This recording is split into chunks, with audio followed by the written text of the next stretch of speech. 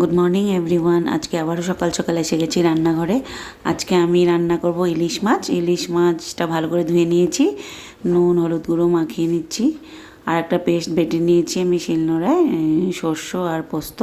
পোস্ত বেশি দিয়েছি, শস্য একটু দিয়েছিলাম।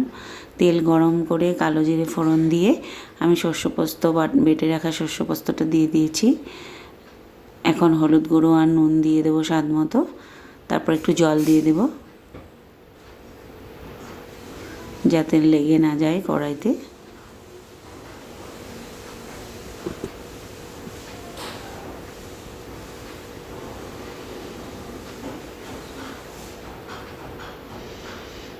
নুন বেশি দেব না, কারণ আমি শস্য পোস্ত বাটার সময় নুন অ্যাড করেছিলাম।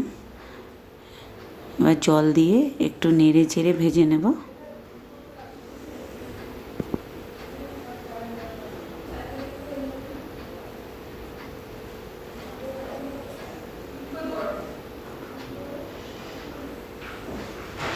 ভাজা হয়ে গেছে।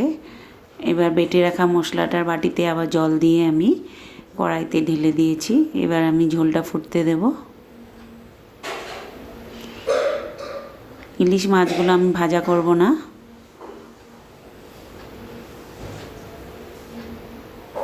কাঁচা মাছটাই আমি ঝোলের মধ্যে দেব। বন্ধুরা, তোমাদের আমার ভিডিওগুলো ভালো লাগলে লাইক কমেন্ট শেয়ার সাবস্ক্রাইব করবে, আমার পাশে থাকবে।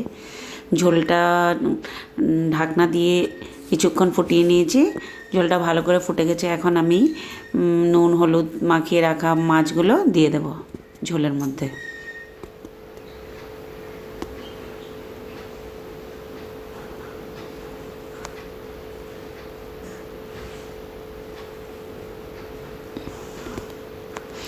এটা হচ্ছে চেরি টমেটো, এটা পরে দেব, নামানোর আগে দিয়ে দেব।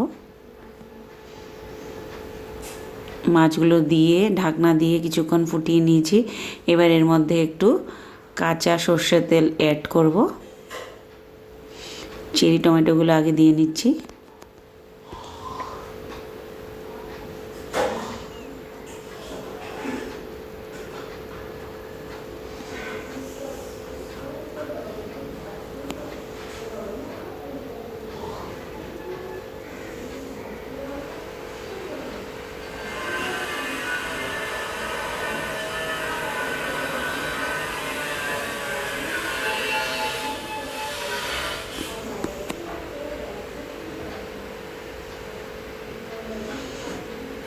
চেরি টমেটোগুলো দিয়ে একটু ঢাকনা দিয়ে ফুটিয়ে নেব। এবার একটু কাঁচা তেল দিয়ে দিয়েছি। কাঁচা সর্ষের তেল দিলে মাছের গন্ধটা ভালো লাগে খেতে।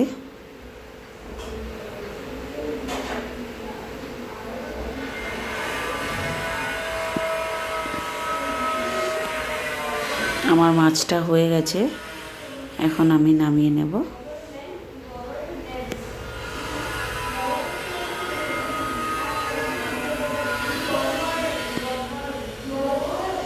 মাছের ঝোলটা কমপ্লিট হয়ে গেছে রান্না। এবার আমি রান্না করব বাটার চিকেন। বাটার চিকেন বানানোর জন্য আমি পেঁয়াজগুলো 4টে পেঁয়াজ ছোট ছোট করে কেটে ভেজে নিয়েছি। তারপর চিকেনের পিসগুলো দিয়ে দিয়েছি, নুন হলুদ দিয়েছি, আর এভারেস্টের চিকেন কারি মশলা দিয়েছি।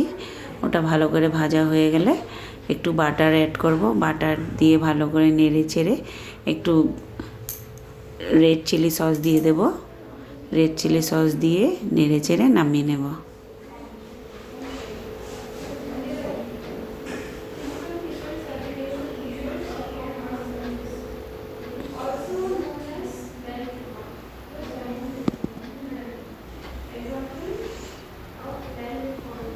বাটার চিকেন একদম রেডি হয়ে গেছে।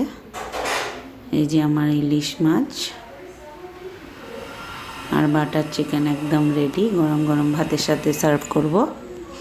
বন্ধুরা, আমাকে সাবস্ক্রাইব করতে ভুলবে না। আজকে এ পর্যন্তই, ধন্যবাদ। আবারও অন্য একটা ভিডিওতে দেখা হবে।